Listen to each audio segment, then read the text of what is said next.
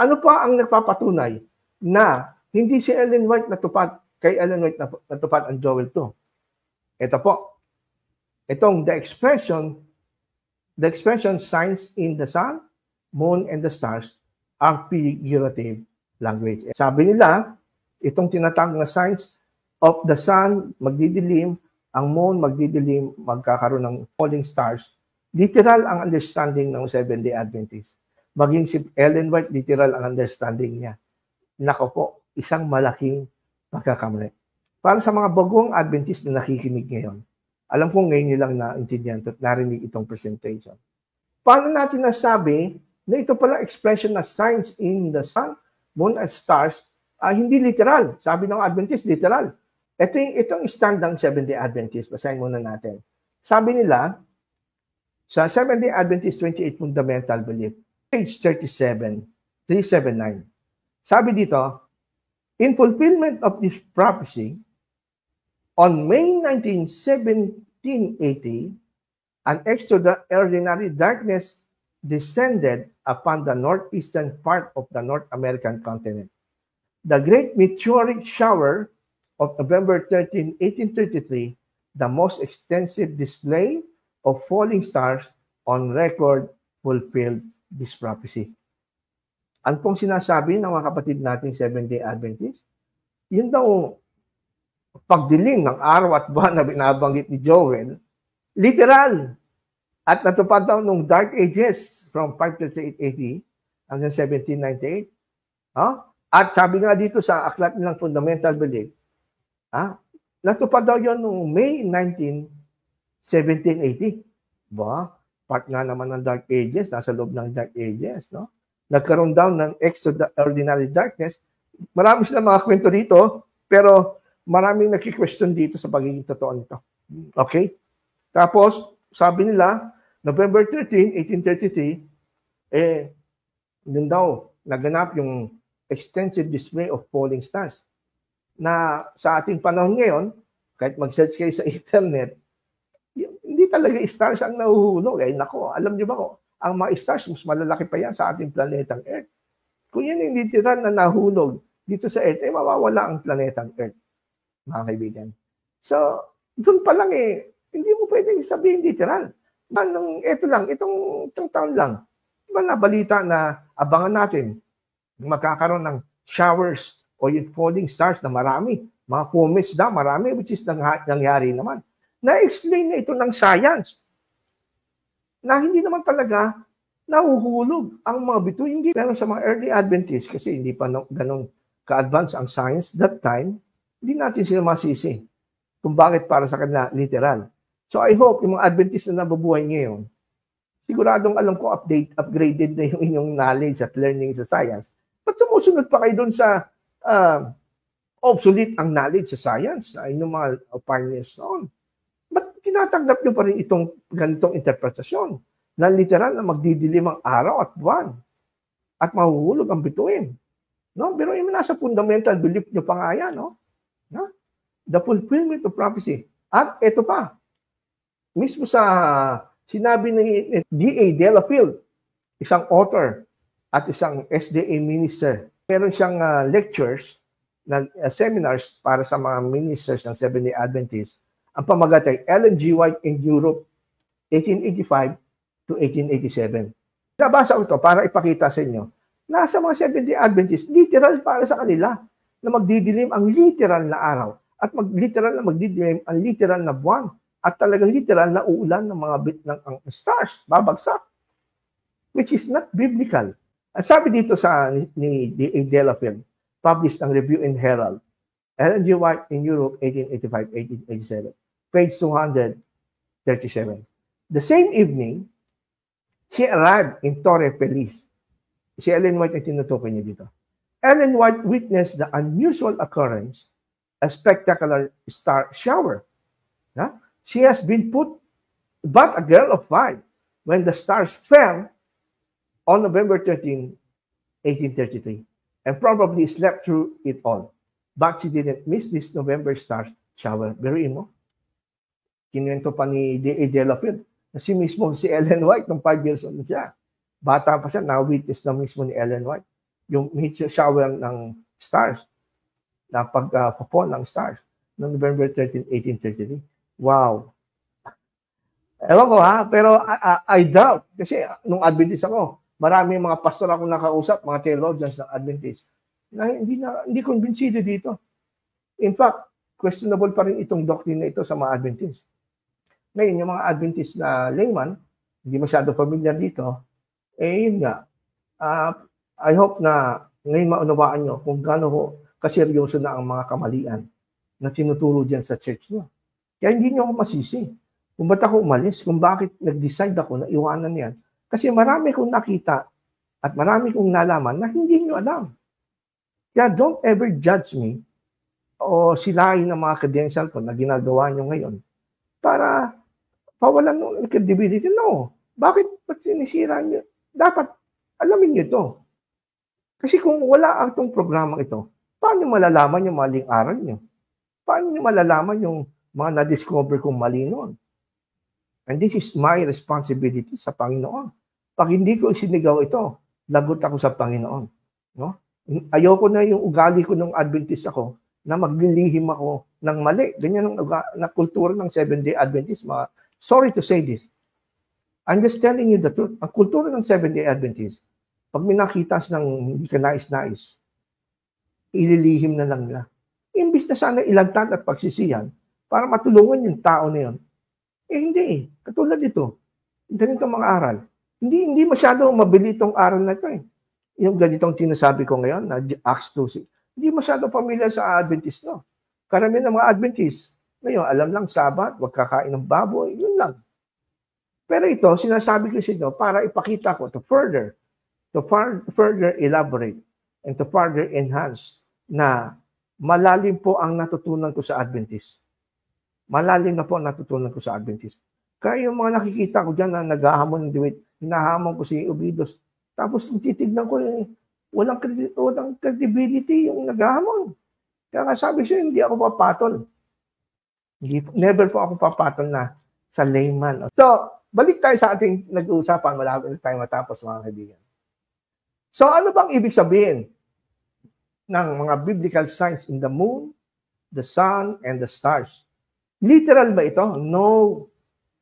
Diyan nagkamali si Ellen White. Kung totoong propeta si Ellen White, dapat para sa kanya, figurative language, symbolical lang yung suns and moon and the stars.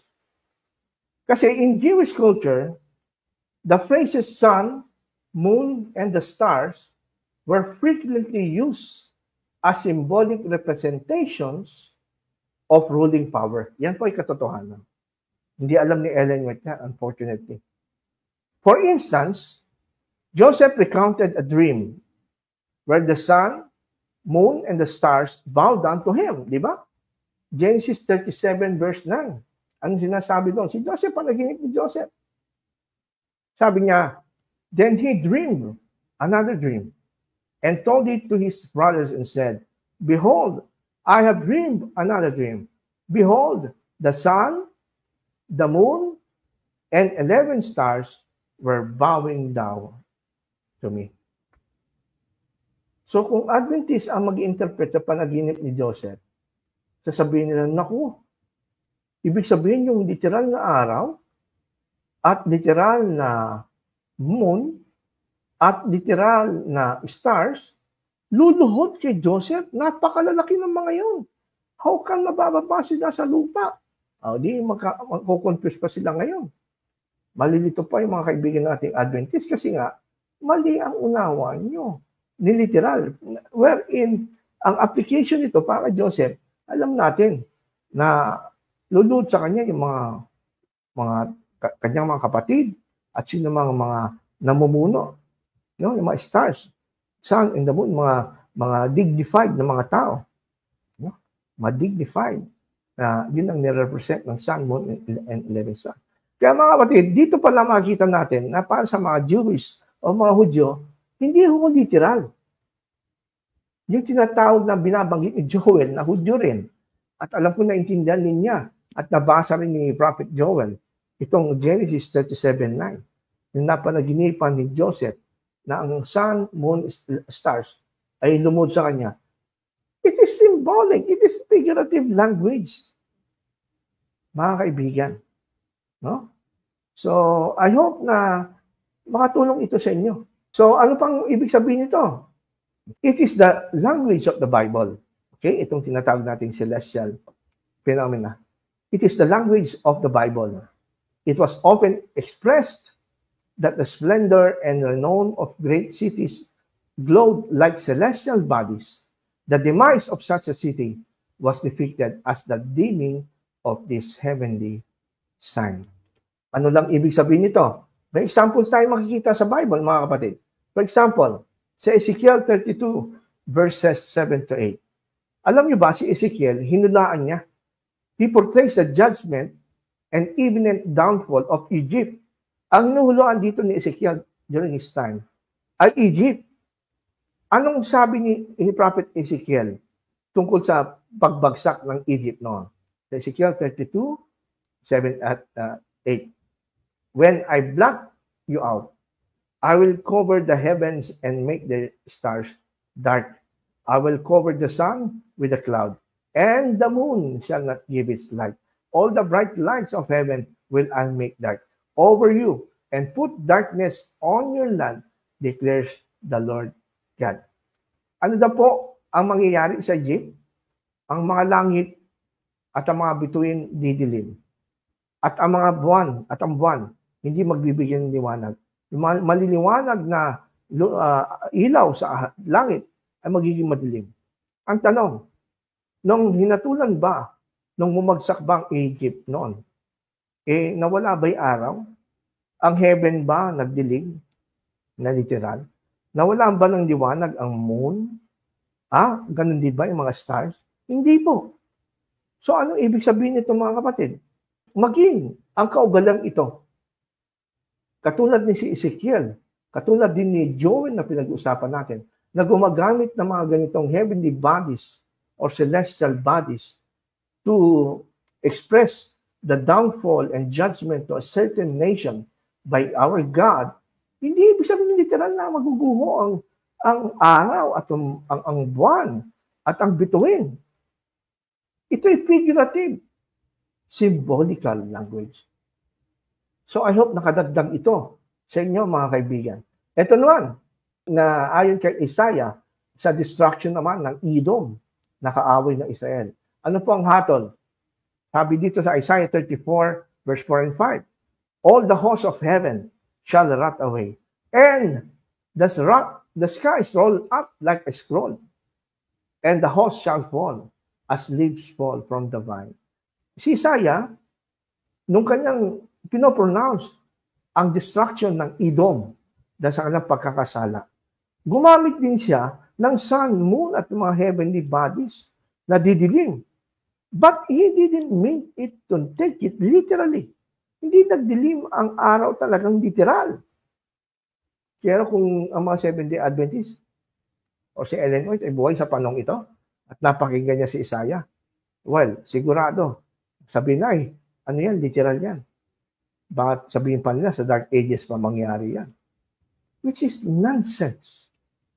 Hindi, magiging katawa-tawa po ang aral po ninyo, mga kapatid, kung ipipilit nyo yan. Next, ito naman po sa judgment sa Babylon. The judgment that God delivered through Isaiah upon Babylon. Ito sabi ni Isaiah chapter 13 verse 10. Sa Babylon to for the stars of the heaven and their constellations will not give their light. The sun will be dark at its rising, and the moon will not shed its light. Ginamit niya star, sun, and moon na magdidilim. Anong sabi? Sa Babylon, nung siya ay hatulan ng Diyos, ang mga bituin mo mababagsak sa langit. Magdidilim, pati araw. Ang tanong, nung naganap ba itong judgment na siya na Babylon, literal ba? Na nagdilim ang araw? Kagaya ng paliwanag ng mga Adventist na Dark Ages? Pati buwan, pati bituin, nahulog ba talaga? Hindi po. Ang naiba lang sa paliwanag, si Ellen White at mga Seventh-day Adventists. Pero mga biblical prophets, hindi gano'n ang paliwanag. Nakuha niyo ba ibig sabihin? So may problema sa understanding ng mga Seventh-day Adventist sa prophecy. So, paano tayo magtitiwala pa sa mga tagapagturo ng Seventh-day Adventist? Lalo sa prophecy, dahil sa simpleng bagay lang na ito, na maliwanag naman na tinuturo ng Bible ay hindi pa nila naintindihan. Ito naman po, si Jesus Christ. Alam niyo ba, hindi na mga Old Testament prophet kagaya ni Isaiah, Ezekiel, at ni Joel ang gumagamit ng mga signs of the sun, moon, and stars na figurative language para describe yung judgment at downfall ng Babylon, Idumea at ng ilang pang mga bansa. Maging si Jesus Christ, He followed this example. Anong ibig sabihin nito? Nung si Jesus Christ ay kanyang i-discuss at kanyang ibulgar ang hatol ng Diyos at pagbagsak ng Jerusalem, gumamit din siya nitong mga apocalyptic language nito. Ang tawag dito ay apocalyptic language. Ibig sabihin, dapat figurative, hindi literal. Anong sabi niya sa Matthew chapter 24, verse 29? Jesus, prophecy ni Jesus to, tungkol sa catastrophe na mangyayari sa Jerusalem at natupad ito noong 70 AD.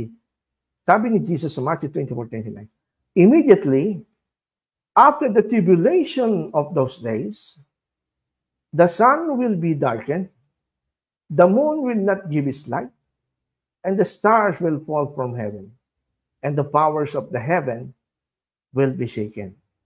Para sa mga Adventist na ating kaibigan, literal. Pero, para kay Jesus, hindi literal. Nung naganap ang pag-destruction ng Jerusalem ng 70 AD, maraming naka-witness niyan, lalo na si Josephus.